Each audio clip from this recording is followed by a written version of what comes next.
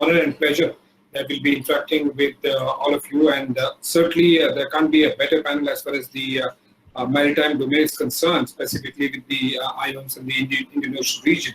On that note, again, welcome all of you. And I believe we have approximately 1.5 hours. And I would like to, in the order of seniority, open the floor for initial keynote address by every panelist member, and then we can move on to the discussion aspects. Now, on that note, I would invite Admiral Columbarie, the Foreign Secretary Sri Lanka, to please address the gathering.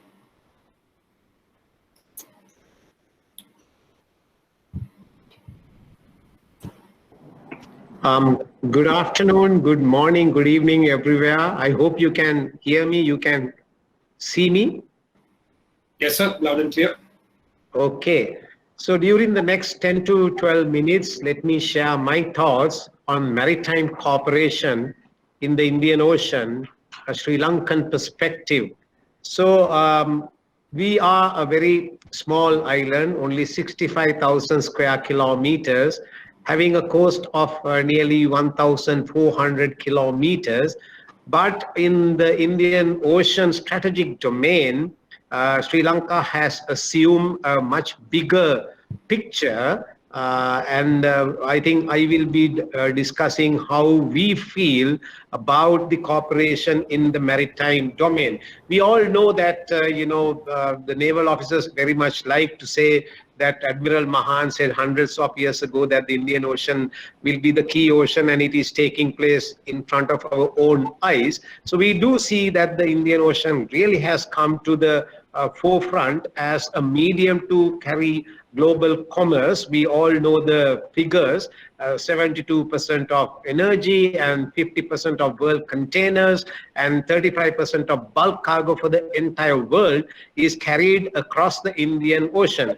But then there is a question, how much of this is for the Indian Ocean littoral countries? Although we pride ourselves as the Indian Ocean carrying that much quantities, but in fact, if you look at the Indian Ocean littorals per se, not much is engaged in the ocean trade. I mean, the quantity is much less.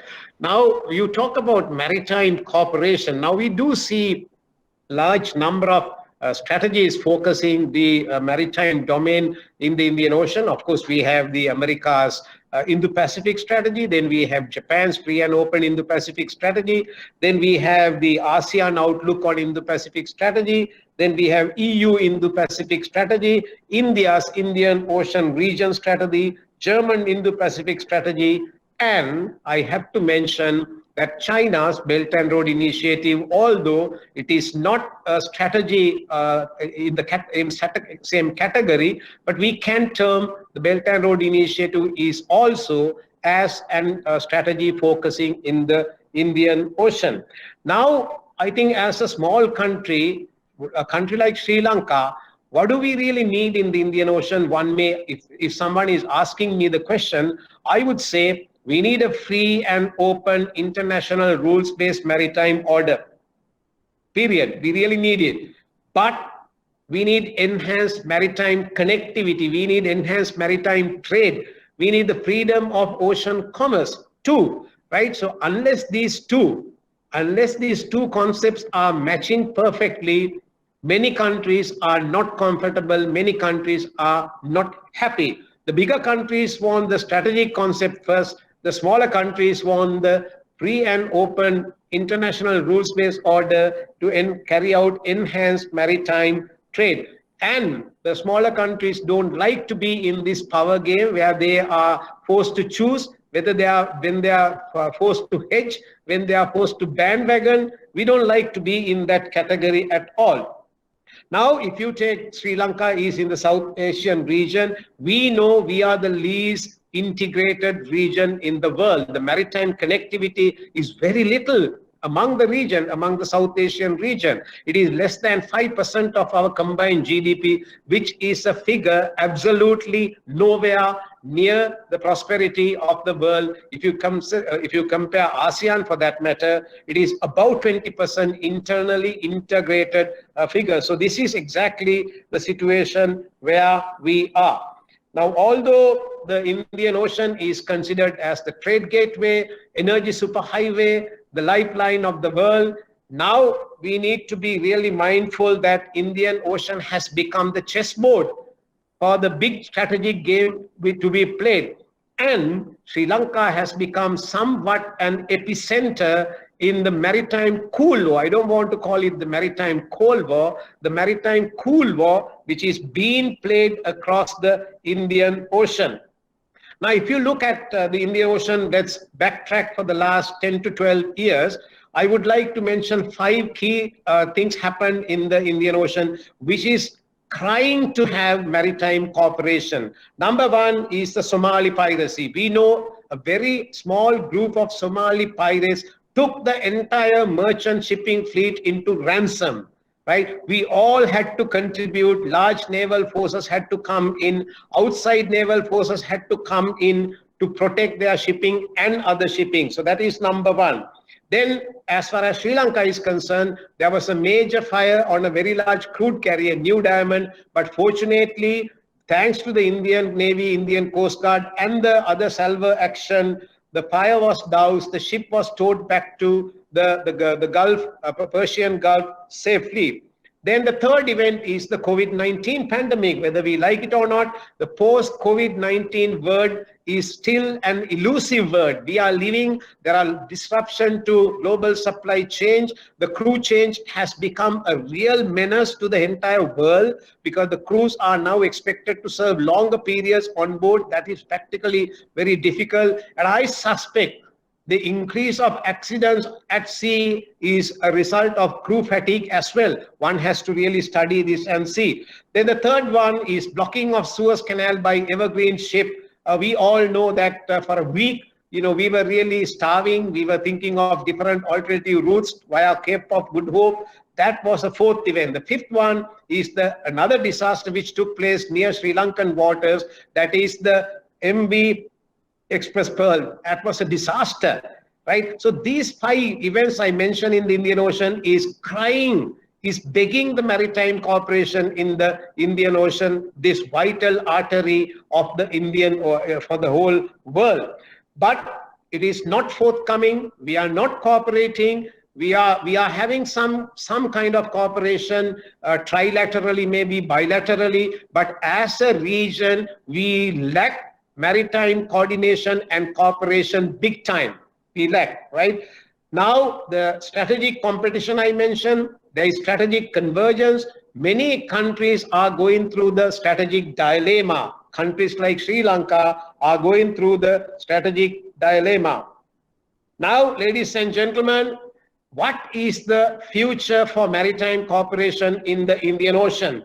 Is quadrilateral security dialogue, or is Quad the answer for maritime cooperation in the Indian Ocean? Let me raise some questions regarding Quad. I'm not going to answer or critique about Quad, but let me raise some questions that are coming to our mind when we hear the word Quad. Is Quad only to counter rising China? Can the Quad members leverage, extract concession from China? Is Quad going to be exclusive or inclusive? Will it not officialize the maritime cool war that is prevailing in the Indian Pacific Ocean? Is Quad the mini Asian NATO? Will Quad grow into a dangerous monster? Will Quad not contribute to the furthering of the arms race in the Indian Ocean? And also, these are some of the questions that we need to find answers.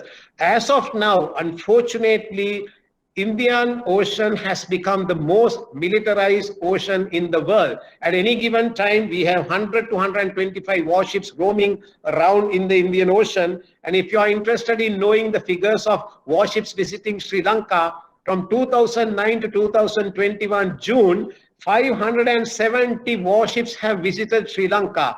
That is a great figure. We love warships to come to us because that's business for us. But then that is giving an indication how much this ocean is militarized. Now, if you remember in 1971, this small country, Sri Lanka, together with Tanzania, proposed that the Indian Ocean should be a zone of peace. Everyone agreed, ratified in the United Nations. But nearly 43 years later, we are begging, we are yearning for a peaceful Indian Ocean. But now, of course, the militarization has taken a very dangerous proportion in the Indian Ocean. So what are the issues that we have in the Indian Ocean? Number one, I would put in any case, it is the mistrust and the trust deficiency. We don't trust each other in the Indian Ocean. And that gives rise to external involvement in the Indian Ocean, external players to come into the Indian Ocean big time. So huge problem that we have is the mistrust and the lack of trust among our regional countries. Then, of course, there are so many other issues we have, the environmental disaster. We are polluting this beautiful ocean big time. We have a 60,000 square kilometer dead zone. We have a huge garbage patch. Every day we are contributing plastic, 8 million metric tons of plastic into the ocean. Soon we will have more plastic than the fish, right? Then, of course, terrorism is pretty much there. Illegal fishing is pretty much there. Then, of course, irregular migration by sea, very much there. Now, one word about irregular migration.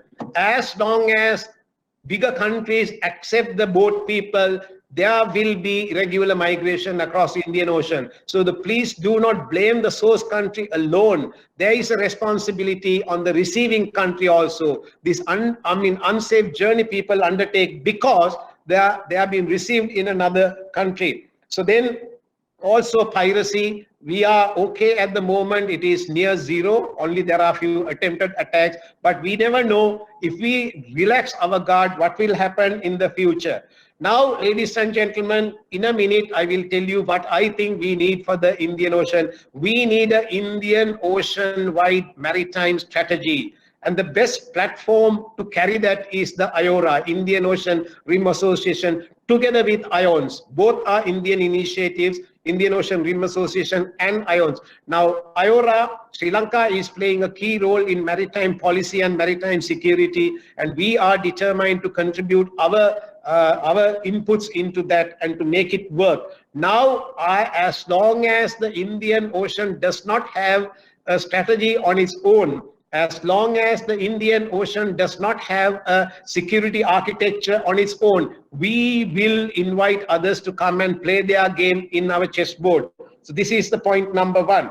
Then, of course, enhanced maritime cooperation. Now, fortunately, India, Sri Lanka and Maldives are working on this for the last so many years. We have NSA level meeting. We have now planning the deputy NSA level meeting. That is there, but we need to expand it at least to the Bay of Bengal to begin with, because if you try to expand it towards the Western Indian Ocean, Arabian Sea, we have some opposition, but at least let us start through the Bay of Bengal, a maritime domain awareness. So basically, since my time is up at 12 minutes, I would say Indian Ocean is a global common. It is important for the entire world. Let us maintain the sanctity of this ocean for the sake of the entire world. Thank you very much.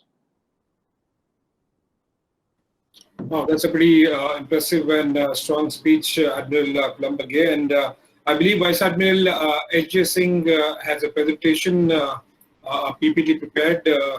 Admiral H.J. Singh, go ahead, and then we can move forward to the other panelists.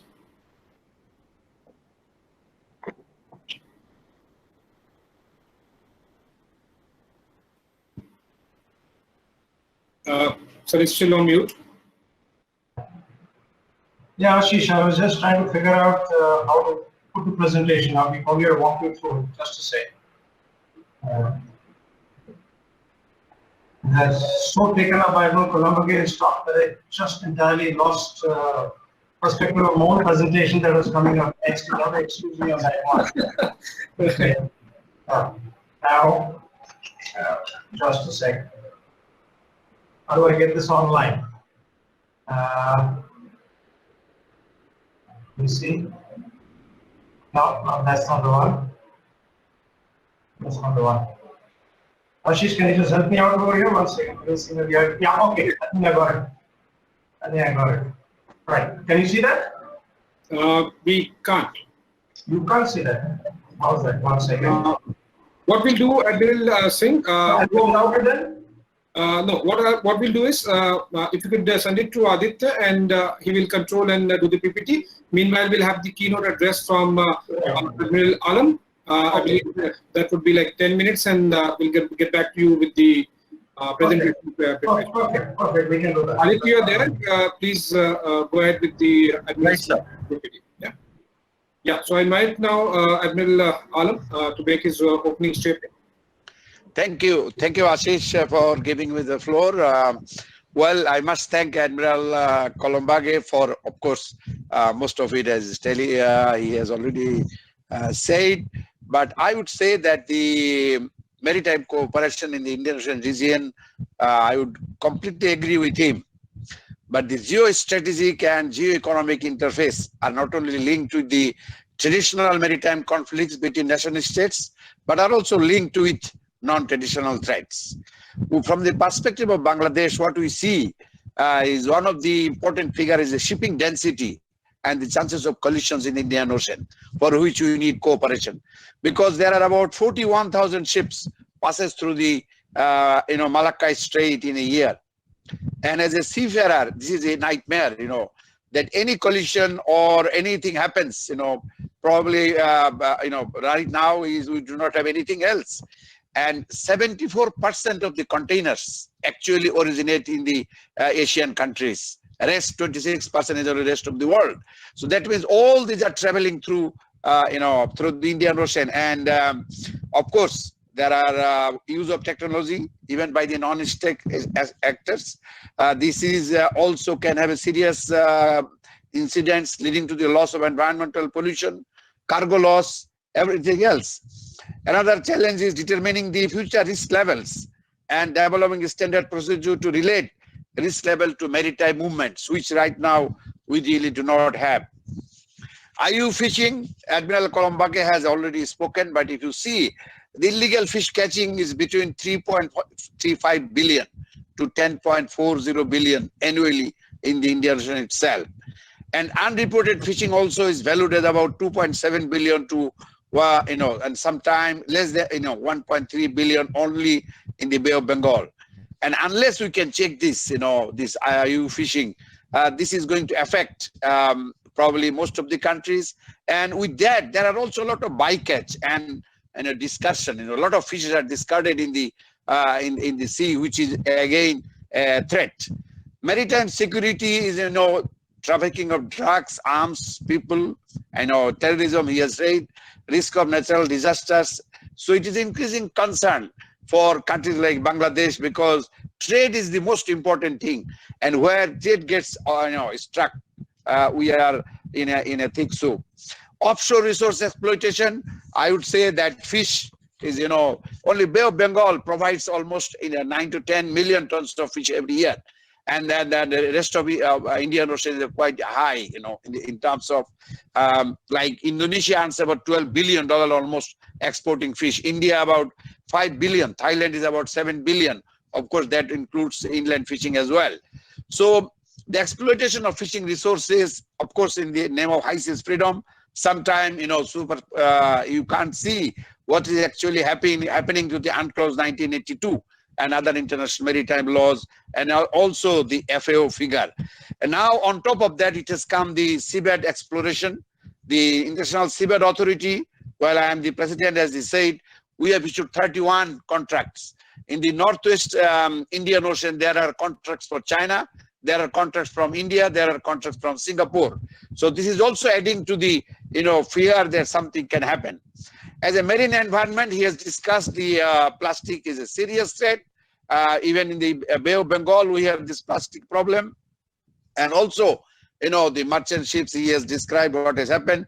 Previously also, in 93, there was a big merchant ship which is spilled over 300,000 tons of crude oil, which was a very, very, very difficult thing. And then cyclone, tsunami, and other disasters. If you look at the Indian Ocean as a whole, it is a history. it has increased by about 70%, what was happening about, say, 30 or 40 years back. So natural disasters are adversely affecting the development and socio-economic development of all the people, and the Indian Ocean as a whole is probably 25 times more vulnerable than Europe and North America in terms of cyclone and other disasters. So humanitarian assistance and disaster relief programs probably we need, and for that we need maritime cooperation. Otherwise, we can't have it. Northern hemisphere of the Indian Ocean is the same. Southern part is the same. The changing weather pattern is also affecting the productive land in all the land countries because of the monsoon and other change. Climate change and this is affecting for all the people. We are all vulnerable, and water governance in the region, lack of technological solution is not there, And the port state control, the ships, we have very old ships running in this part of the. There is hardly any port state control in all these countries, although there is international regulation. Then maritime domain awareness or maritime underwater domain awareness, whatever you call it. With increasing interdependence of trade and diminished responsibility of countries, the role probably on this maritime domain awareness comes into play. There are the traffic in the sea as a whole. It has increased by 470% since 1970, whereas we have hardly any information about the maritime domain in this. What is happening out at sea? We must have comprehensive knowledge or what is occurring at sea. India articulated Sagar, Sagar, the key elements were collective action, cooperation with best peace and security in a maritime region. But that has also not taken a full shape in that world. Well, Bangladesh, we also face from the multitude of crimes in our waters, including acts of robbery, drug trafficking, because we are close to Myanmar. The Bay of Bengal is sandwiched between the Golden Triangle and Golden Crescent, and hotbeds for narcotics, human and small arms trafficking. And we are trying to get rid of this, but it is a difficult job. And given the Bay of Bengal as a geostrategic pivot in the Indian Ocean region, the new game begins probably with it is the center, And Bangladesh, of course, we have a business relation with China. However, we have relation also with India. We have billions coming from India, and also probably billions coming from China as well, and also from Japan. But peaceful resolution of maritime boundaries between Bangladesh, India, and Myanmar shows that greater cooperation leading to new governance regime is possible within this. The Bangladesh Coast Guard and also the IONS, they are effecting in the region. The Coast Guard also working, but there are other regional cooperation like SAARC, ASEAN, African Union, SADC, Bay of Bengal, BIMSTEC, and also IORA, as he said. Then among the cooperation among the territorial countries like Milan, we of course join every year. The Indian Ocean Naval Symposium, Head of Asian Coast Guard Agencies meeting. This is also happening every year. So there is already a cooperation at various levels. But the maritime order in the Indian Ocean is calm but fragile, primarily because the region lacks overarching security architecture and faces a diverse range of traditional and non-traditional security threats, according to Mr. Shiv Shankar Menon. Firstly, I can tell you that maritime orders are positive sum, unlike zero-sum territorial orders, where territory can only belong to one state or the other. This is not true with maritime orders because it is a public good and there are collective goals such as freedom of navigation. So developing a comprehensive strategy for one of the most diverse, complex, and contested region in the world is a task, and no individual organization can do it. So I would rather say that as the region navigates the way through the 21st century, policymakers must recognize the realities and constraints in the Asia-Pacific region, whether it is a BRI, whether it is an Indo-Pacific strategy, the expanding trade, investment, artificial intelligence, unmanned technologies, movement of goods and natural persons. Interdependence will continue to increase steadily. Therefore, the Indian Ocean should be seen, governed, and managed through a cooperative approach. Summit-level talks could be held in the Indian Ocean region, and the IORA could be a new forum. Therefore, new challenge, since it is coming, require new solutions, new institutions, and indeed new norms with genuine commitment. Overemphasizing the geopolitical indicators will only drive the littoral nations away from resolving the decisive threat of all times to the planet and to the existence of humankind. Evolving paradigm shifts in climate change and its implication in the Iowa region. The countries should focus on setting up quality maritime infrastructure with or without support of extra regional focus or by themselves. The choice of investment should be there either with BRI or with even IPS, whatever it should be. This also require trust among the states to cooperate. And that's a very important factor which my predecessor has said. And Bangladesh believes in that, that for a free and open Indian Ocean to ensure sustainable and economic ecosystem that would benefit the generations to come, we need cooperation and makes a good case for preserving and maintaining safe and global commerce operation across the sea. It acknowledges that there is a global system of connected economies which depends on the freedom of movement across the maritime commons.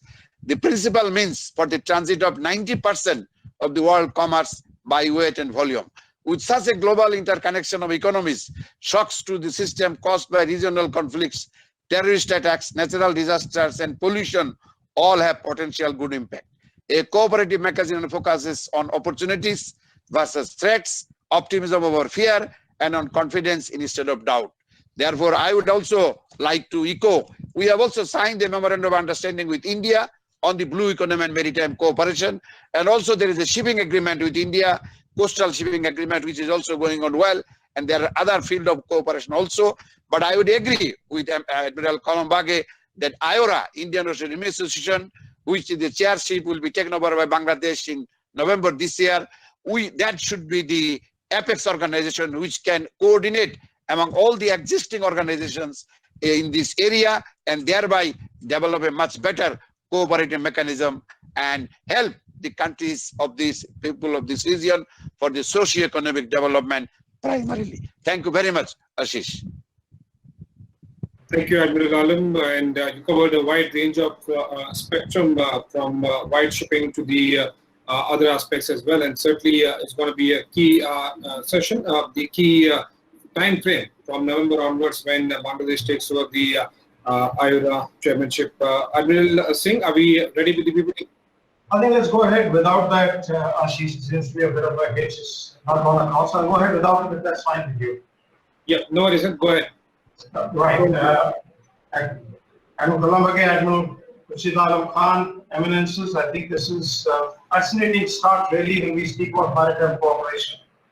And Admiral Kolombage, as always, has brought out the vast variety of challenges that we face, which have also been endorsed by Admiral Alam. So I will take their permission to take a slight departure and speak about what is it that we can and are doing for meeting these challenges which are inherent in all seas, everywhere, because politics ashore necessarily will always spill over to the seas. And that is why I'm very happy to have heard both of them. They've always done that, emphasizing the importance of international rules-based order. Because that really is the common framework which allows maritime cooperation and coordination between all agencies. So I will propose to speak on 4 core themes: maritime engagement, mutual capacity building and capability enhancement, maritime domain awareness, and where we have cooperated for maritime security operations. When we speak of maritime engagement, as Admiral Kolombage said, more than 5 centuries of ships in just 2 years is fantastic, but each of those visits really allows us to engage with each other, understand each other better. Maintaining regular visits, exercises, staff talks, and interaction. The Indian Navy itself has staff talks with more than 20 navies. We're exercising every year and every biennial year. We have more than 20 institutionalized exercises, both within the region and with countries adjacent in our areas of maritime interest. When we look at the rules-based order, it's very, very important, as Admiral Alam brought out, that we have settled our maritime boundaries in accordance with the law in an amiable manner, lauding it as a win-win scenario because we have been able to settle it entirely. And the common framework here has been the international law. For India itself, amongst the 7 immediate maritime neighbors, we have settled our maritime boundaries with 6 of them already because of this adherence to international law. Getting back to maritime engagement and speaking about maritime assistance, Admiral Kolombage was very gracious in speaking about a few incidents. But that is being the sort of norm in the Indian Ocean, isn't it? We always have been reaching out and helping each other wherever we can, to whatever extent we can, whether it's hydrographic surveys, or it's diving assistance, or it's ordnance disposal, salvage, serial for critical stores, search and rescue, even ship constructions. We have been interacting over Milan. We have been interacting with IONS and Iona. Milan itself, just look at how much it's grown. Just in the last 25 years, we started with 5 countries, and they really will give us the springboard to the Look East policy, by the navies engaging with each other in common areas, in traditional manners. It extended thereafter and permeated across the whole of government and whole of country approaches. At the latest Milan, we had 17 countries taking part. And you look at IONS. The IONS is now in its 14th year. This started off, we've got 25 members of IONS in a country which has, in a region that has just 35 littorals and 8 observers. It has been a major platform allowing the navies to get together, the navy chiefs to get together, in understanding each other's perspective at the strategic level. Very importantly, as Admiral Anand brought out, to have a strategic perspective, as Admiral Colombague has brought out, we need to build a maritime strategy. But the start point of building a maritime strategy is building a shared maritime understanding. And that comes through maritime engagement, which is what I'm speaking about. When you talk about mutual capacity building, one of the core issues has been training. We've always said from our academy days, those who break bread together, those who break roti together, they learn to trust each other and work together. Training courses, we have been working with each other all these years. I mean, just the Navy, which is the smallest force in India, we are training upwards of 1,000 personnel from friendly foreign navies. When we speak about carrying out operational sea training of ships, we have a robust organization. We've always shared it with regional countries. Have been freely sending across the ships over here where we've learned from each other. We had mobile training teams to give onboard experience to each other. We've had technical cooperation in maintenance and repairs and refits, in providing technical advice, in providing technical equipment to each other, transfer of hardware by means of a gift or sale or lease, even attachments. We've got hydrographic cooperation. After all, when you look at the nav areas in this region, there are 5 out of the 21 nav areas in the Indian Ocean region. And they're the largest, amongst the largest areas that we have. We have been carrying out hydrographic cooperation, sharing our navigation information. Very importantly, it was mentioned by both Admiral Colombague as well as by Lalam about maritime domain awareness. How do we enhance our shared maritime domain awareness? And Colombague brought about the actions being taken place between India, Sri Lanka, Maldives. But actually, it's not just there. Today, India has got information sharing arrangements with 23 countries. We have set up an IFC Iowa. We already have 5 international liaison officers, and we've been inviting all others. We've been sharing white shipping data, air traffic information. We have been cooperating in setting up coastal surveillance systems, both radars as well as AIS. We've been got active cooperation with more than 6 countries right now in order to build it up. Of course, maritime domain awareness is multiple inputs that are coming in from so many sources, online and offline.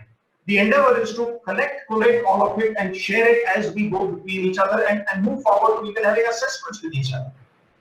We got to talk about maritime security operations. We have been actively operating in this region, and Colombague spoke about anti-piracy, but right now the 87th Indian naval ship, 87th Indian naval ship is in the Gulf of Aden.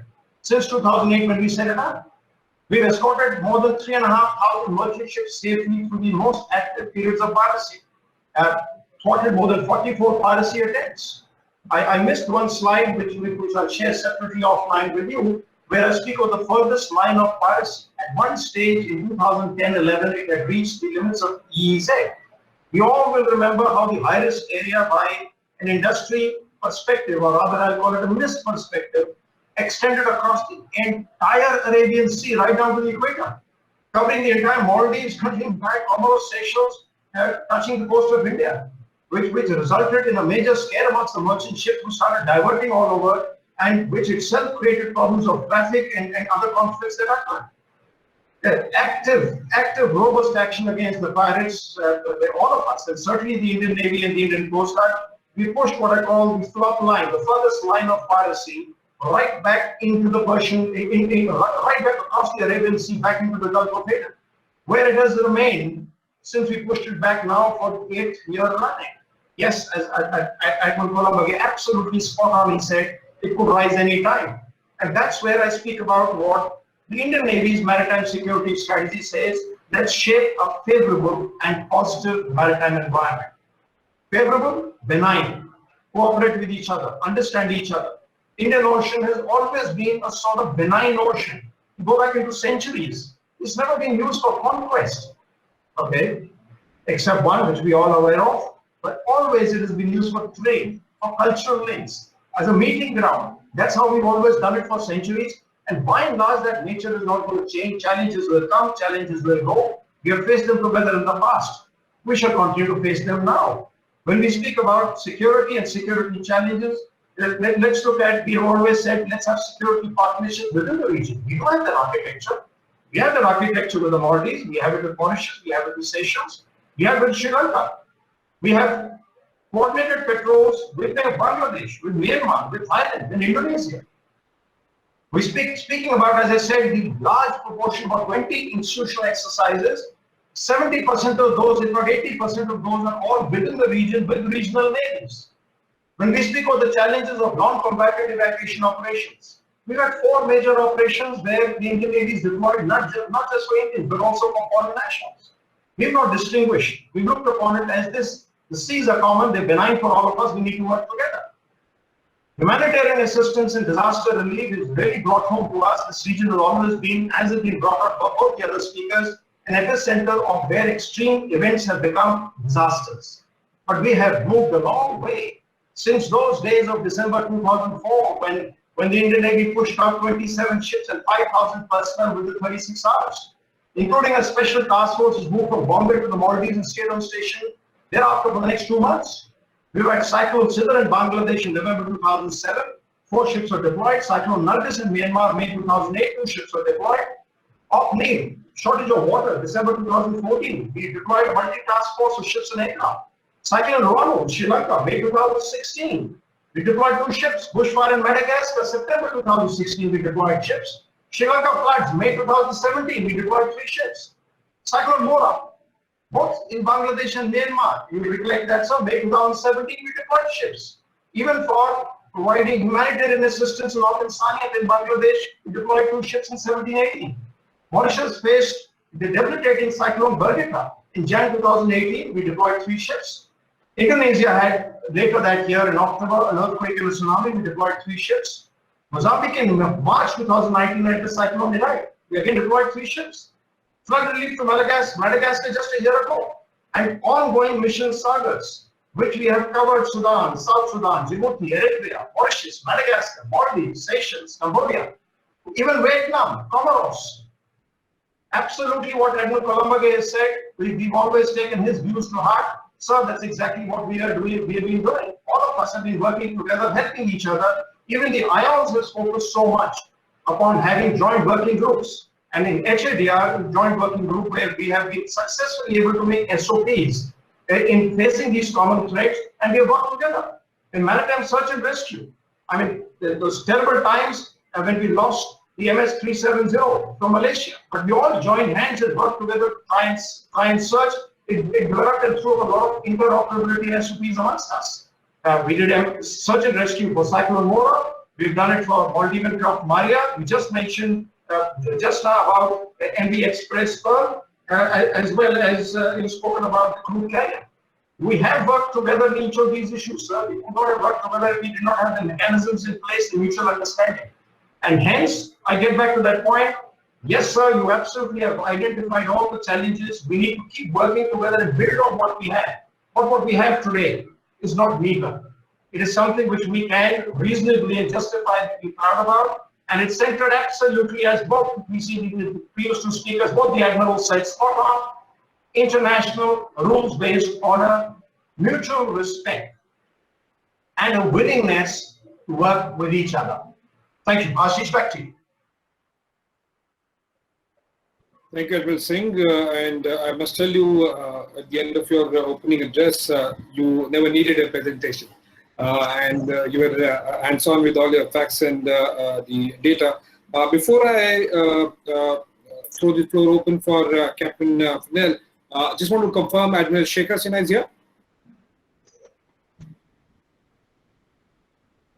I believe he's not with us. On that note, Admiral Captain Fennell, it's your turn for the opening remark, and then we'll quickly start the question and answer session. Well, thank you very much, Ashish, for this moderating this panel, and thanks to GCTC for the kind invitation. And please let me express my my thoughts and prayers to the people of India and the region for what they've gone through over the last few months with the virus. I'm very respectful for the loss that has occurred, and we wish you all the best. I think I have some slides that he's bringing up right now, and I'll wait for those to just come up for 2 seconds, and please let me know when you can see them. I'll be giving you my perspectives based on my my experience looking at the PRC and my knowledge and understanding of what I've observed them for the last 20 plus years from my different positions. Can you see the slides just yet? I think it's getting uploaded.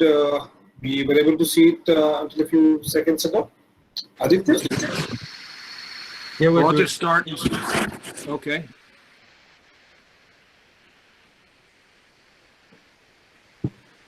Well, I'll just start while he's bringing up the first slide.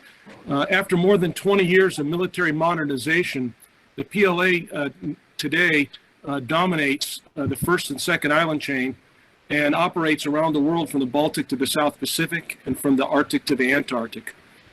And as such, the PRC's rise presents, in my opinion, a clear and present danger, one that left unchallenged will not only be sailing the 7 seas, but will increasingly be able to achieve sea control on the global maritime commons as early as 2030, and potentially even sea superiority by 2049. Thus upending the peace and stability that the Indo-Pacific that you have discussed here this afternoon has enjoyed for at least the last 75 years. If we go to this slide that you're looking at right now, I think you can see at least part of it. That's the second slide. We can just stay on that if we can bring it up to full screen. A common misperception suggests that the PRC's recent expansionist foreign policy and aggressive actions are solely the result of General Secretary Xi Jinping's assumption of power in 2013, but that would be a mistake. Xi represents a continuity among PRC paramount leaders, an unbroken line of leaders pursuing the Communist Party of China's strategic goal of restoring China to its rightful place in what they believe is their historic position as the #1 world power, what classical Chinese political thought called Tianxia, or all under heaven. An example of the Chinese Communist Party's expansionist views that predate Xi Jinping can be found in this picture, observed aboard a PLA Navy frigate during a port call in Sydney Harbor in 2012. For those in the audience with a naval background, you will understand when an image like this on the bulkhead of a warship is intended to signal. It's the kind of training aid that is used to motivate and inspire sailors. And in this case, you have a dragon's head symbolizing the PRC emerging from the Chinese mainland with 3 arrows, one going northwards into the Sea of Japan and Arctic, one heading east into the Mid and South Pacific, and finally, and this is really the first, the southern vector into the South China Sea and into the Indian Ocean. This image had been prepared well before Xi came to power, clearly demonstrating that the previous leader, Hu Jintao, had the same strategic vision for the PRC's global naval ambitions. If we can go to the next slide.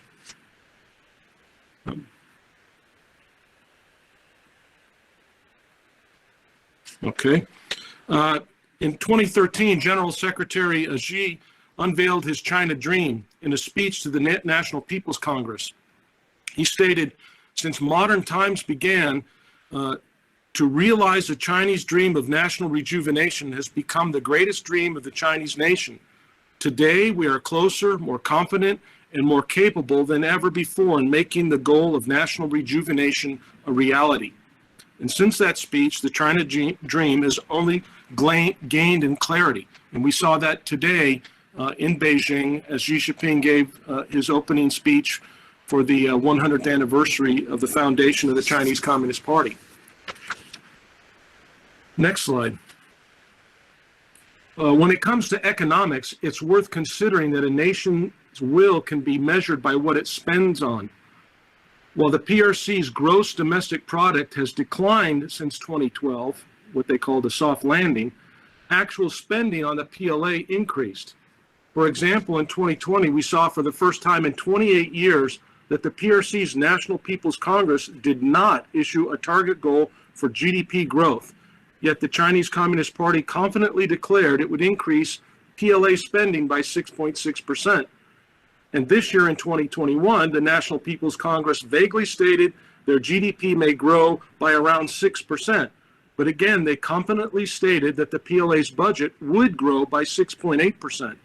And then just a couple of days ago, the World Bank said that they were going to reassess China's GDP target numbers to be maybe 8.5%. So I can imagine that the growth of the PLA will probably be something over 8% in 2021. And this means that this is a clear statement of national will, or a more ominous one would be hard to find, especially given the lack of similar increases in other Indo-Pacific nations' defense spending or the absence of a threatening actions towards China. Next slide. The following 3 slides are built from my own records and observations of the scope and scale of the PLA, Navy, and the PLA over the last 20 years. Simply put, in 2000, it would be fair to characterize the PLA as an internally focused military, rife with corruption and bureaucratic fat. The Navy was a coastal defense force rarely operating 20 to 30 miles from shore. Next slide. By 2015, the situation had dramatically changed in 2 ways. First, the PLA had acquired large numbers of equipment, more ships, more submarines, more aircraft, more rockets. And secondly, they were now routinely operating within the first and second island chains, and even nonstop operations thousands of miles away in the Gulf of Aden, which you know very well about. Next slide. Today we see spending on the PLA is keeping pace with the preceding 20 years, while its operations, not just with the Navy, continue to expand, not surprisingly, along the Belt and Road. Next slide, please. Xi's great rejuvenation is predicated on the belief that the China dream equals maritime power. It was never more evident to the world than in 2019 when Xi presided over the largest naval parade in Chinese history in the waters off of Hainan Island. This exercise, a display of naval power, reiterated China's determination to build a world-class navy. What is most important, though, are the dozens and dozens of naval and joint exercises that are not seen and reported on in the open press, all demonstrating the importance of maritime power to the PRC's achievement of the China dream. Next slide, please. What many do not understand is that the PRC's goal of national restoration is built upon a timeline. 2018, Xi said, quote, "Although we have a long way to go, we are left with limited time and not allowed to be slack. We must not be satisfied with the status quo, indulge ourselves in ease and comfort, or let delight dispel worries," unquote. So the obvious question is, if the Chinese, how long will the PRC wait before they take action? How long will they rely upon soft power, information warfare, economic warfare, diplomatic warfare, before there's a call to arms? It's my assessment, based on all available evidence, that the Chinese Communist Party desires to celebrate the complete restoration of the PRC by the 100th anniversary of its establishment, which is 1 October 2049. If so, if you buy that, then the next logical question is, what will happen if Beijing is unable to achieve complete restoration via non-violent means, which is their preferred method? Or to put it another way, what if Japan, India, or Taiwan resist China's soft power ploys? How long before China's rulers believe they will have no other choice but to use military force to achieve their goal of national restoration? Well, since we know both Hu Jintao and Xi Jinping ordered the PLA to have the capability to take Taiwan by 2020, and that the use of force will likely not go much past 2030, we are now in a period of what I label the decade of concern. Why this decade? because it represents the best timeline for when the Chinese Communist Party could use military force at the last possible moment and still be able to conduct a grand ceremony like they're conducting today, celebrating its national restoration in 2049. A similar template for calculating this timeline is the timeline between the Tiananmen Square massacre and the 2008 Olympics. China's leaders remember how the international community condemned Beijing's brutal slaughter of its citizens at Tiananmen in 1989. Yet just 19 years later, the world's leaders flocked to Beijing to attend the opening ceremony of the 2008 Olympic Games.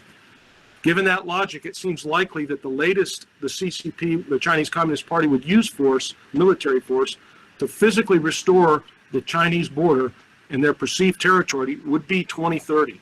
This would allow then for another 20-year cooling off period before the Chinese Communist Party would conduct their grand ceremony to memorialize the second 100, the 100th anniversary of the People's Republic of China.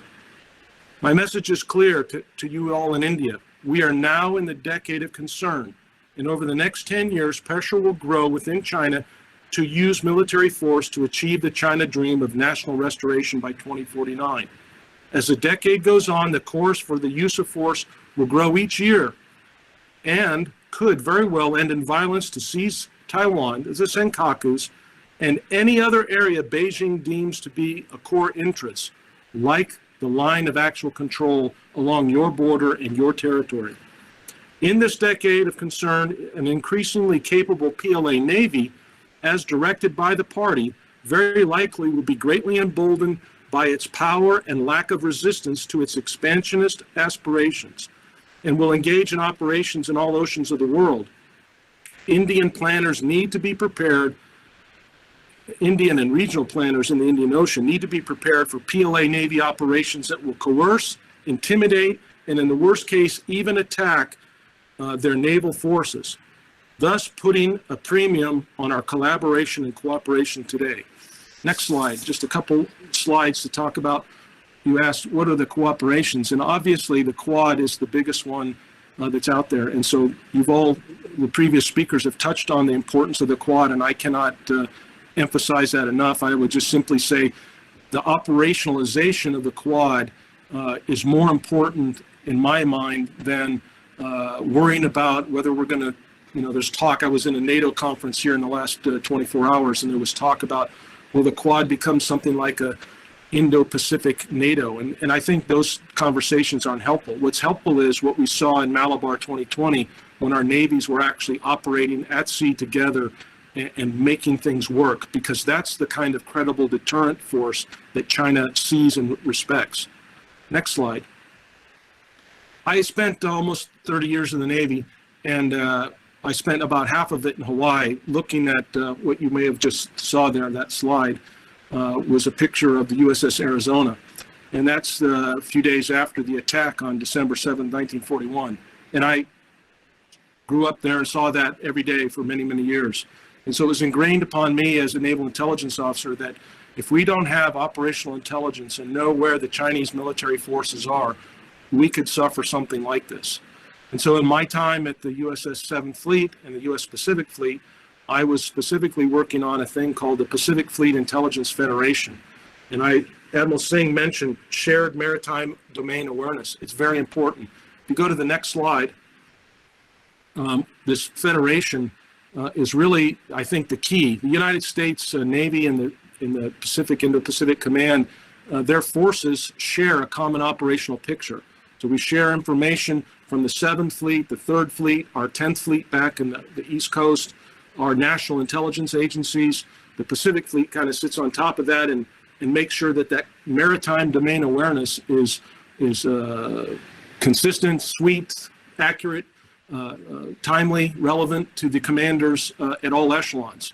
And then we've been trying over the course of the years, this started back 2009, we're trying to get this with our partners. And so this is an area where India, I think, has a big place to come in and help share information collaboratively. So India gets information from the United States gets Indian information, so that we can have a really precise understanding of where the Chinese naval forces are. Because any Chinese military action on the line of actual control, you can bet there will be a naval component to it to distract and confuse leaders in Delhi about what's going on and divert their attention away from the territorial aspirations that China has. And so the naval portion of this is quite important, and being involved with this federation, I think, is a key element. Next slide, and last slide. And this is just what you all saw from last October when a U.S. Navy P-8 was out in your Eastern Naval Command area in the Andaman Islands. And so what I would say is this is a great manifestation of what I'm talking about and how it should be accelerated. And this is an area where I think there's a lot we can talk about logistics, we can talk about actual operations like in Malabar, but when it comes to information sharing in this world today, we're sharing right now, we're being collaborative, but this is a very vulnerable network. We need to make sure that the networks that our operators at sea are using are hardened and secure and can survive any PRC cyber attack from their strategic support force. And I'll end it with that. Thank you. Admiral Sinha is just joining. Good evening, sir, and welcome to the panel. Wanted to start the Q&A session, but if you can please deliver your opening remarks before we move with the Q&A. Admiral Sinha. Well, thank you very much, GCTC and Ashish ji. I'm sorry I have been a little late in joining your forum. This we are talking about the security of the Indian Ocean, not so much on not so much of whole Indo-Pacific, but certainly a very important component of the Indo-Pacific, that's the Indian Ocean. Now, a lot of changes have taken place. I'm sure of it has been spoken. There are very important points that I want to make. From being absolutely sea blind, the country has actually moved on to a primacy of the maritime domain in the foreign policy. It never used to figure earlier, but by the time the present government, particularly of Prime Minister Modi, has come into power, they have realized, he has realized, and the government has realized that there is a need to shift our focus to these maritime issues, and therefore now you find that our foreign policy articulation consists of the backbone is the maritime security. The MEA has got a department of the Indian Ocean now. Earlier it was in the Pacific, and there is one small division of Indian Ocean. A large number of diplomats and military officers, particularly the Navy, are engaged in that department for making the sort of future, how the future strategy is going to be in the Indian Ocean.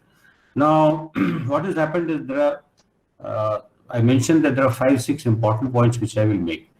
Number one, that it fits well.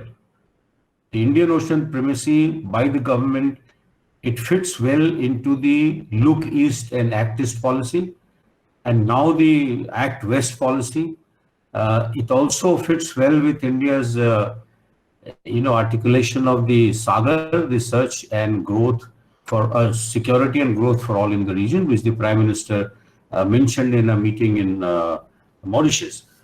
So this is one where you will find that the entire whole of government approach towards the security of the maritime domain.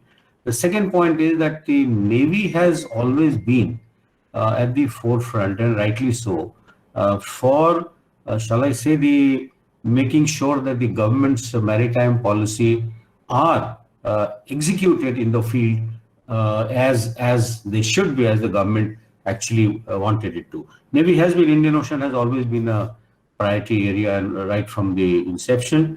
And I recall that at least in whatever time that I spent, every capability building is around the Indian Ocean security. Third, the government, after Galwan particularly, has got rid of this baggage of not naming China, and now China is being named by the government quite often and shown as the as an adversary. which I'm sure that all our other speakers would have spoken. So that is, baggage is gone. So this is a very important point. Just the other day, the honorable the external affairs minister, he made a mention that there's no question of any bilateral relation with China improving till such time the existing the military standoff on the borders is reduced. So that is the third one. The fourth one is that the linking of the security with economy, the realization by the government that these two are absolutely two sides of one coin. And therefore, if the economy has to move forward, if we have to become a 5 trillion economy, if we have to become shall I say, the important power in the Indian Ocean, then maritime is the sector in which we can grow. Because on the land borders, this entire continental strategy has, amounted to nothing. We had hardly any trade. 95% of our trade travels by the sea. And therefore, if you see the land border, the continental strategy now only limited to saving your land so that the enemy does not encroach and take over your own land. So that is one. The fifth thing is the government has also realized that there is a regional cooperation required to handle all this. Alone, it cannot be done. And sixth is that if you see what is happening, the 2+2 in collaboration with America, with Australia, with the US, with the Japanese, these are only an indication that we are willing to expand our presence in various areas, and it is been so, but now it is fairly legal. So what I'll do is I will just leave it at this as to what is happening on the Indian Ocean side and what are the 6 points that I see as an individual, as a naval officer, that these are the 6 changes which have taken place in the Prime Minister Modi's regime. So I'll stop here, Ashish. Thank you very much. I'm here. Thank you, sir. Always a pleasure to listen to you. And on that note, I would like to start the Q&A session, and I'll begin with the Admiral Alam's point. Admiral Alam, are you there? Yes. Yeah, sir, you mentioned that in addition to IORA, which will obviously be taken over by your country as the chairman in the next few months, you did indicate that, in addition to IORA, BRI can also play a role. Correct me if I'm wrong there. No, thank you. What I actually have said that we have already a lot of existing organizations like SAARC, BIMSTEC, African Union, SADC, and everything else. But there is IONS, there is AGAM or the Coast Guard associations. Yes. Everything else is there. But who is going to coordinate the maritime cooperation of all the emerging challenges which are coming? There is no overarching structure now. So that's what I said, that probably IORA is the only organization which Colombage has also agreed with me, my friend, that is the only organization which overlooks all the countries of the IORA, Indian Ocean Rim states, starting from Australia to South Africa and all these countries. So IORA probably is in the best place to coordinate all these activities. Let's specifically say one thing. Admiral Sanjay Singh has said about the IONS, Indian Ocean Naval Symposium. That's good. But you see, until and unless they can take decision, they have subgrouping.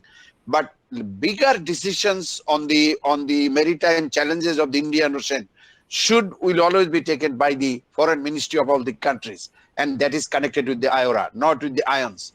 And that's why, if you see the progress so far, we need an overarching body. And that's what I'm trying to say. Thank you. Okay. Admiral Colombage has to leave, and I want to utilize the opportunity to ask him a couple of questions. When you mentioned, Admiral, about Quad being how inclusive this is, are you indicating that the smaller navies should also be included, maybe in Quad Plus? Is this what you are indicating towards? And second, once we hear Admiral Colombage's answer on that, I would also like to invite Captain Fennell to give his remarks. Exactly, do you see practically possible to have a larger navies coalition like Quad, including the smaller navies, in terms of practical purposes, or there has to be a separate setup, which Admiral Sanjay Singh just mentioned that we already have multiple such separate multilateral exercises and setups. Admiral Colombo. Yeah, I really, I mean, yes, that is the question that we are having. Is Quad inclusive or exclusive? I mean, right now, what we see as Indian Ocean littorals is there are 4 pillar countries, India, Japan, Australia, and America, and they're talking about, coordinating together to maintain a free and open Indo-Pacific strategy and a rules-based maritime order. So we like to know whether it is only meant for only these 4 countries, what are known as pillar countries, or is it going to be Quad I or inclusive or IQUAD? And I have heard this term in India, the term IQUAD, inclusive Quad, to mean that others can join as well. And I think you asked the second question from the American captain, whether there are any opportunity. Now, if it is going to be only these 4 countries, now what does that mean? That means this is some kind of a military-oriented alliance in the Indian Ocean, right? And that's it. So that is why I raised the question, is it going to be a mini NATO in the Indian Ocean? Is it going to contribute to the cool war that we are already having unofficially? So these are some of the questions. I'm sure Admiral Khurshid-Alam would agree with me. And I do agree with Admiral Khurshid-Alam when he mentioned BRI can be a part of it. I'm not saying the BRI per se, but if you try to take China out of the equation and do things in the Indian Ocean, right? And I request you to remember one thing I said. I said we need a free and open international rules-based maritime order 100%. But we need enhanced maritime connectivity. We need enhanced maritime trade, without which only strategic consideration is not good enough for a small country like Bangladesh or Sri Lanka or Nepal or any other country. So unless these 2 matches, so there is a problem. So that is why there are more questions about Quad than answers. So I think the pillar countries should provide these answers to the wider audience.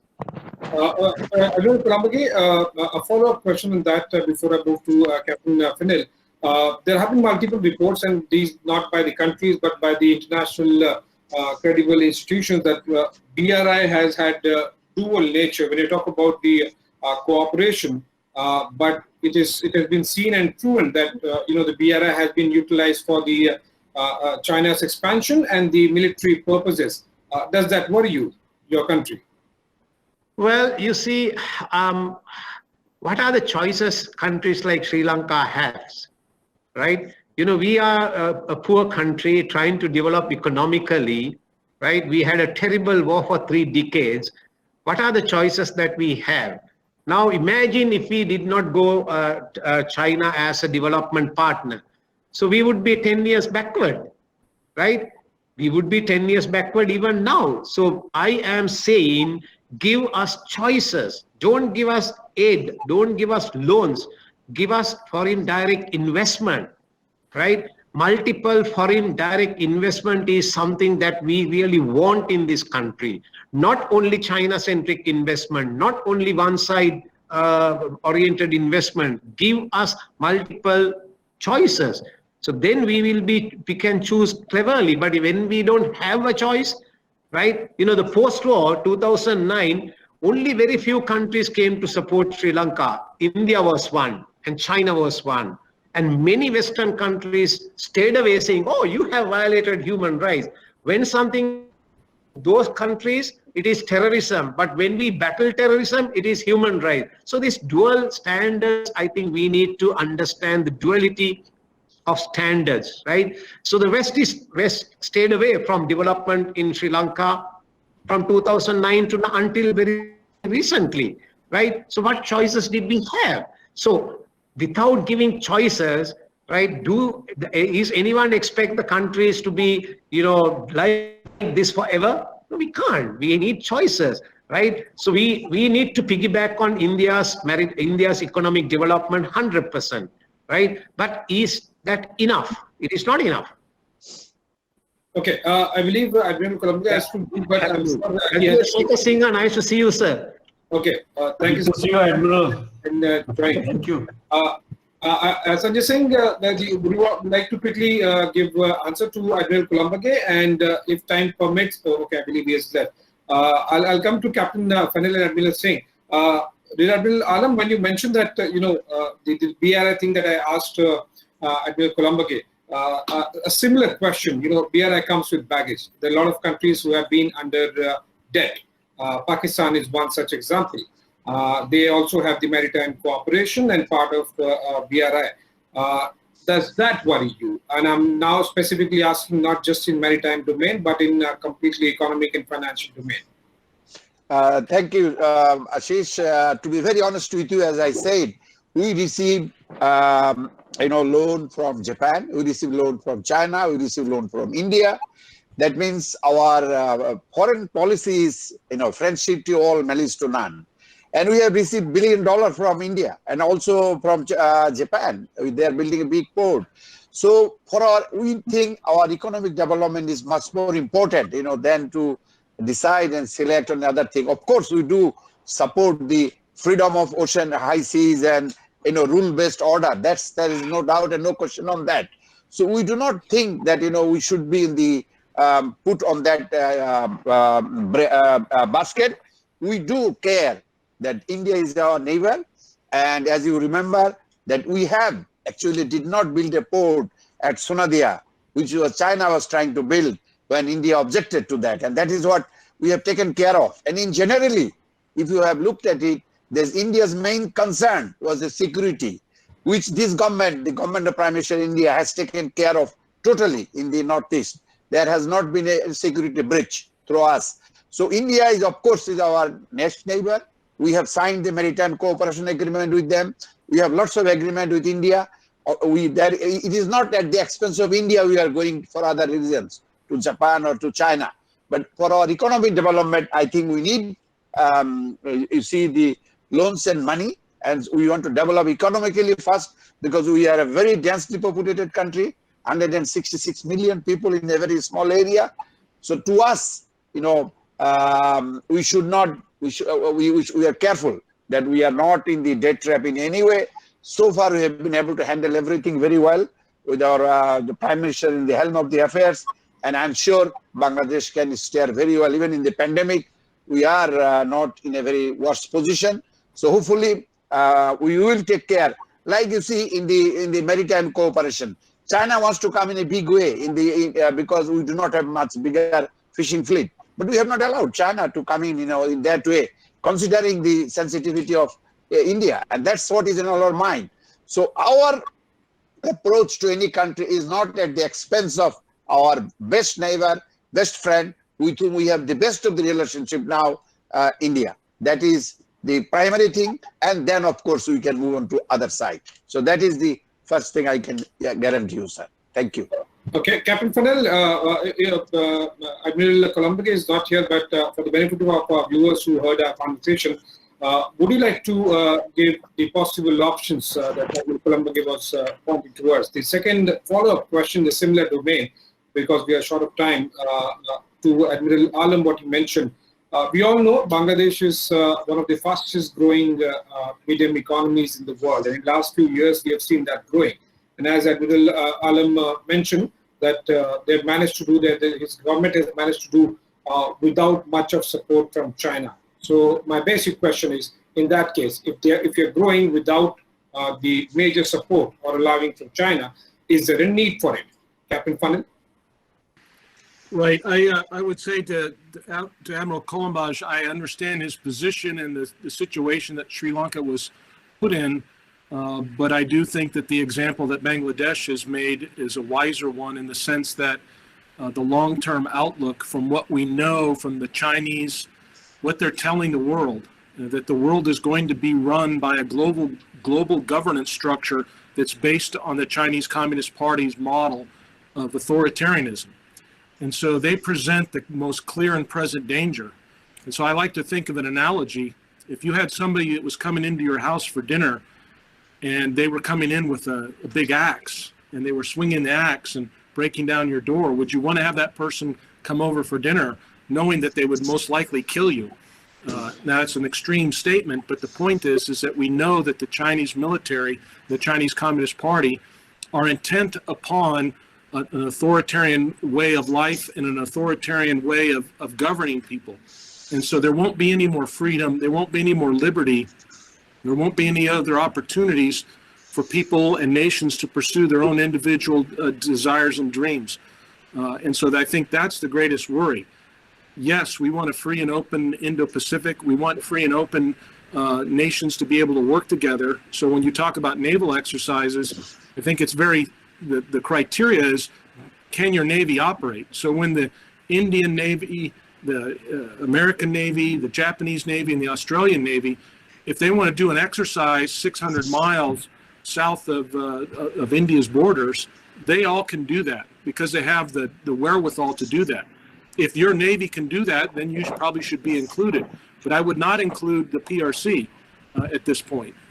We have great concerns about the PRC's ability to disrupt multinational organizations and efforts like this, their spying, their cyber activities, and what you give away in your abilities to learn how to operate together would be exposed by the Chinese.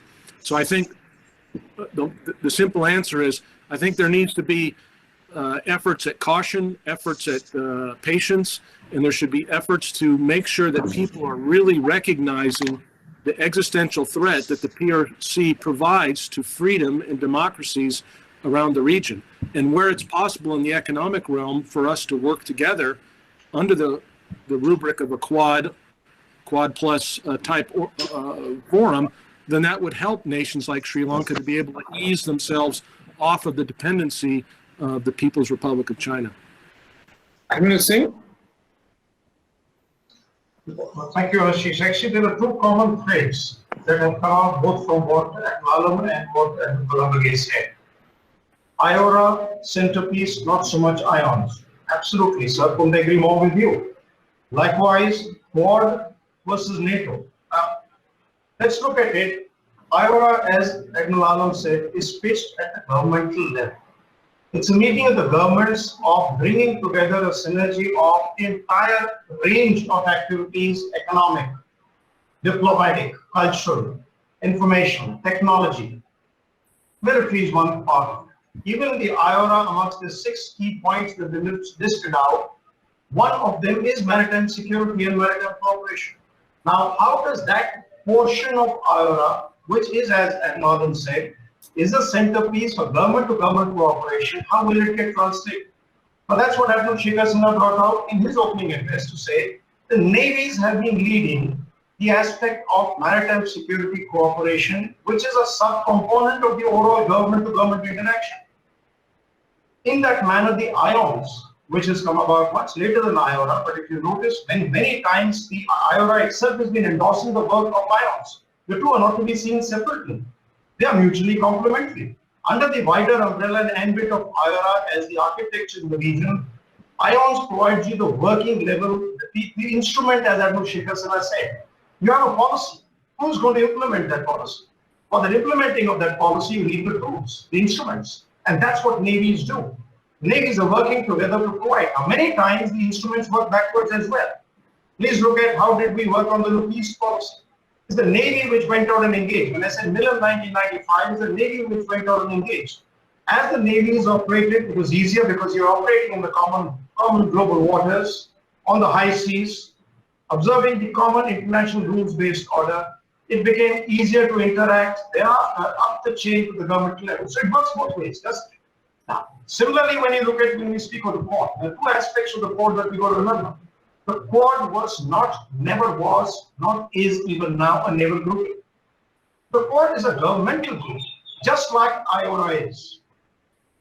Quad 1.0 set about in its own manner in 2007, and we all know what happened to that. But does the Quad have a military outreach? Does it have a strategic fallout? Well, just look at it. Quad 1.0 collapsed in 6 to 9 months, and 9 months after that, you had the PLA Navy in the Indian Ocean, and they've been there throughout. Right now, we have the 38th Task Force. 38th Task Force continuously within 6 to 9 months of Quad 1 collapsing apart, and we know the reason why that went. Now you have a Quad 2, which again is not a naval initiative. Quad 2 is a government initiative, just like IORI is. Governments have got together and said, look, we need to work with each other on areas of common interest. We need to cooperate. What's wrong with that? But as the Quad 2 is approaching and working together, there also happens to be series of exercises. I told you, the Indian Navy is exercising with 20 plus institutionalized exercises. The oldest amongst those actually is with Sri Lanka, Syntex. The next one is, in terms of time, is Malabar. Malabar, there's no doubt, it's one of the, if not the most advanced exercise that we have, and we have learned a lot from it by working, the Navy is working together, and thereafter occasionally with Japan and now with Australia in, which we already had bilateral exercise with both those navies.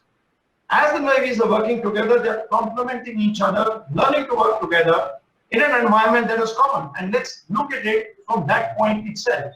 Navies are complementing government policy. Government policies are providing direction to navies. Let's not mix up Quad vis-a-vis naval. Two are separate entirely. Quad is a government grouping. Naval exercises are going on. We have been, the bottom line is engagement. Inclusive? Absolutely. We have exercised with anybody and everybody because we're willing to work together. So there is absolutely no doubt in that score. Thank you. Okay, Admiral Sinha, you want to add to that, what Admiral Kolombage and Admiral Alam raised, specifically the Quad issue and the maritime cooperation with the in terms of bilateral or the wide shipping extent, that is something that has been mentioned repeatedly. Admiral Sinha?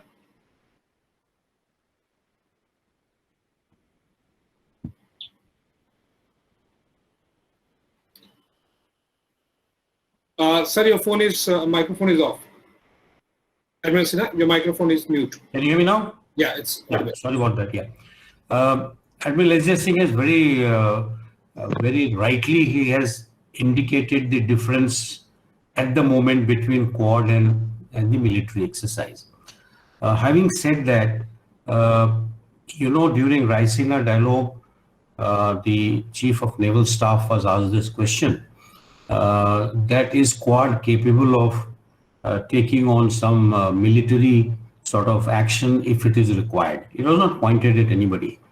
And the Indian Chief of Naval Staff mentioned that, it's not very difficult. We can always plug and play. His intention was to say that Malabar can be patched on to this. And I quite agree with Captain Kimo, who mentioned, about the military exercises and how PRC being the, shall I say, the offender, it's not for any reason, but, their action in the South China Sea has been absolutely frightening. You don't agree to the ICJ judgment. You threaten the smaller countries. You take over those islands. So there is a that what shall I say is that is a really underlying reason for all this Quad to have formed. In fact, thanks to China, the Quad has been expedited. Otherwise, it was lying. It's in a sort of cold storage. And coming back to Admiral Secretary Alam's, Khurshid Alam, my very dear friend. Hello, sir. How are you? Oh, fine, sir. Thank you very much. So his point is quite right, because countries which do not have such big navies because of their economy is smaller, but the issues are very similar. They have the maximum number of natural disasters in the Indian Ocean. These are the two countries that take the brunt even recently. So I think that kind of help is always required, and therefore there is some kind of assurance, some kind of structure that we require to build. The BIMSTEC, it began well, but it has not sort of taken off the manner in which probably Admiral Khurshid Alam is, have got in mind. That needs to be, there has been bilateral level, India, Bangladesh are sort of friendly navies and friendly countries for a long time, particularly from the time Prime Minister Sheikh Hasina has taken power. She is fairly committed to this, that. So we have already close maritime domain awareness. You mentioned about, Ashish, you mentioned about the wide shipping data. We have our surveillance stations in Sri Lanka. We have it in Maldives. Now we will have it in Seychelles and Mauritius probably in due course. So all those are on same maritime domain awareness network. And I'm sure that Bangladesh is only a matter of time, because, they will also come. But to say that we don't have any exchanges, that is also not true, because there is fair amount of intelligence exchange between Bangladesh and India. Fair amount. I would say that the number of offenders who was used the maritime route in these two countries have been facilitated both by Bangladesh and Indian intelligence giving it to the government of Bangladesh. So I think it's a little bit of slow process. Admiral Colombage is not here, and he mentioned that what is the future? Are the countries here also be included? I would say that it is too early. It's very Quad itself has not settled down in the manner in which it was envisaged, and therefore I am sure the time will come when this Quad will have these streams of regional bigger navies. If you see Quad, you have US, the biggest navy, but US cannot be omnipresent. Many years ago, Admiral, Mike Mullen, he made a statement here. I mean, he was the CNO at that time, and I was fleet commander. We were taking a walk on the, on the Virat, and he mentioned to the press reporters that the world requires a 1,000-ship navy to address all the issues, both traditional and non-traditional. A lot of people thought he's talking about US wants to have a 1,000-ship navy, which he clarified. He said, no, I don't mean that. The world, we still haven't reached that figure. If you take China away, we haven't reached that figure of 1,000. And the idea of these four countries, if you see, India is in the Indian Ocean, reasonably strong navy. You go to South China Sea, you will find Japan backed with the Americans, US Navy. And you go to Pacific, then you see Australia and the US. So each region of this, if I subdivide into three regions, then clearly they're all very important components. So Indian Ocean cannot have this arrangement of maritime security without taking the littorals on board. And Bangladesh is important. Myanmar is important. Sri Lanka is important. Bay of Bengal is fairly peaceful. Of course, our western side is a little, more trouble because of reasons on the land and terrorism and things like that. And the, the energy lines passing out of Gulf. To imagine that China will become all pervasive, my own personal opinion is it will not, because China imports as much oil from Gulf as much as India. And therefore, there is a common convergence of interest. And therefore, many countries would not like, and China also knows that they are far from home, as it is called. I don't think they are going to be indulging in some big military, but better prepared than to feel sorry. Because of their behavior that they have projected, if they start doing, hegemonic sort of activities like they're doing in the neighboring countries, I must appreciate Bangladesh. They were warned by the ambassador of China, saying that, joining the Quad will be detrimental. Bangladesh said, please don't dictate our policy. We are a sovereign country. So, I can see that thread of, Admiral Alam's sort of input in that foreign policy articulation. The point is that Indian Ocean is incomplete without this country. And India is the sort of biggest navy here. It is our bounden duty to have what is called the net security provider. And we are working towards it. And Navy is quite stretched at the moment because of the mission-based deployment on all the choke points. But I think the government is sort of sanguine of this entire thing. And whatever is, we want it to happen tomorrow, but the government don't work that way. Governments are not like armed forces. Governments have got their own bureaucratic processes, and all countries. Yeah, Bangladesh, India. You take US, bureaucracy is so strong that you feel very frustrated at times. So I'm sure all this will happen. It's a good thing that we are getting input in webinars like this, and I'm sure Ashish that GCTC will, take out some kind of policy sort of recommendations, and it will be put to the right place. And I'm glad that Admiral S.J. Singh is here. He's making note of what we are saying, and he will certainly pass it to the desired sort of authorities. Thank you. Thank you very much, Ashish. I believe Admiral Alam wants to say something. Admiral Alam? Yes, thank you, Ashish. First of all, let me thank Admiral Sanjay, for what he has said about the training part. I was also trained in India in 1973. Even I received the Indian President's Gold Medal in the Naval Academy. So the number of officers in Bangladesh, much of us were trained in India, and we follow those ethos. I have done NDC with Admiral Shekhar Sinha in 2000, we were together. So there's no, sort of, I would say that good feeling between the countries here. But I would blame you, Ashish, both electronic and print media. They actually do not project the good relationship we have with India and Bangladesh. Absolutely. Let's say we have 50 years of our independence. Out of 50 years, 48 years, we had the #1 position with business with India. 48 years. Only probably last 2 years, or the year people, China came in as the first trading partner. But that has hardly been, focused or said. Your newspapers have been writing that China has given us $25 billion here and there, and so Bangladesh has been purchased, which is totally wrong. The amount of money China has given us is less than, the Japan has given to us. So that's the reality.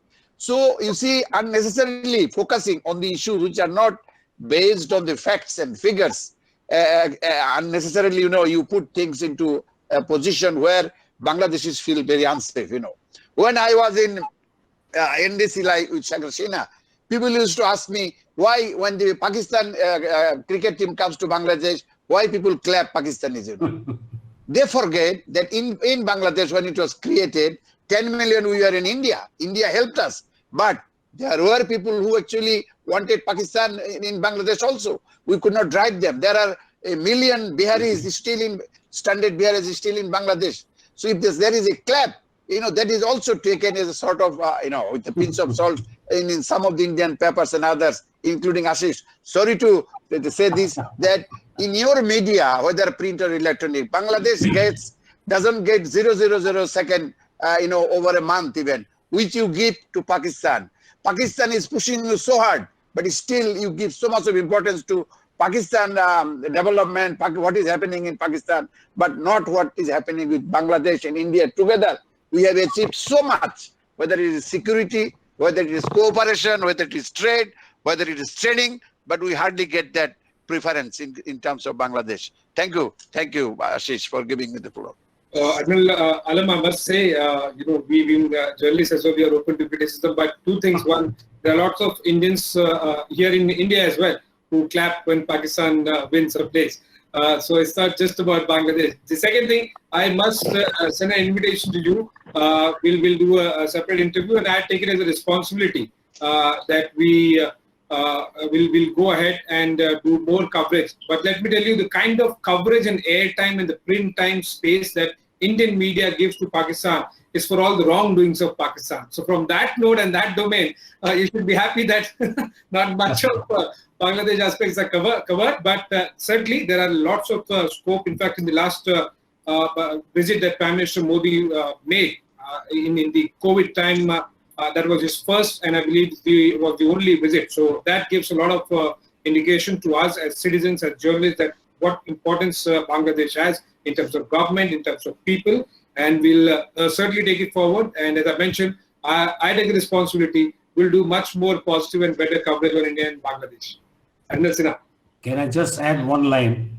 Admiral Khurshid Alam mentioned that China has become #1 trading partner. I just want to add that China is the #1 trading partner of more than 120 countries. And that includes the United States of America. And that includes India also. Of course, very much. That 120, all the 4 countries of Quad. So I think that having a big trade itself, to assume that, that country is sort of more inclined, it is not so. China is a manufacturing hub. It manufactures and sells it cheap. It will continue to happen. Till such time, Quad countries actually decide and put the supply chain issue and the emerging technology in one sort of thread. Only then you can do it, and it's a long-term issue. I mean, today China is celebrating the 100th year of Communist Party of China, and I heard President Xi's address a little while ago. And it's the whole approach is so military. Here we are talking about cooperation, and we are also, sort of differing on many views. So we agree to disagree and move on. It's not so in China, you have to agree, either my way or highway. So there is a big difference between the, single party rule and the democracy. And I think Bangladesh is a very mature democracy, and there will be people who will not be in favor of you. So are the people in India. You got one full state, a large number of people wanting to join Pakistan. So that doesn't make a government policy. The government's policy is what the government articulates. People will be independent sort of democratic country. People are very much. You go to US, you see what is happening to recently. What was the Lloyd? Is it the chap who got lynched, and they have caught hold of somebody who's 22.5 years in prison. They haven't spared. There are people saying yes, there are people saying no. It will happen in democracy. That's bound to happen, and therefore that we should not. If we believe in democratic values, then all this, this media, etc., means it can form the public opinion, but that opinion will always be in minority to what the government and sensible and intelligentsia thinks. So we need to keep that in mind. Thank you. What way to wrap it up? When I started covering defense in my initial years, Admiral Sinha was the grey eagle, and only a grey eagle as experienced as him could have summed it up well in a fantastic thematic manner. On that note, I thank all of you, Admiral Sanjay Singh, Admiral Alam, Captain Purnell, and Admiral Saiful Fina. Thank you for joining.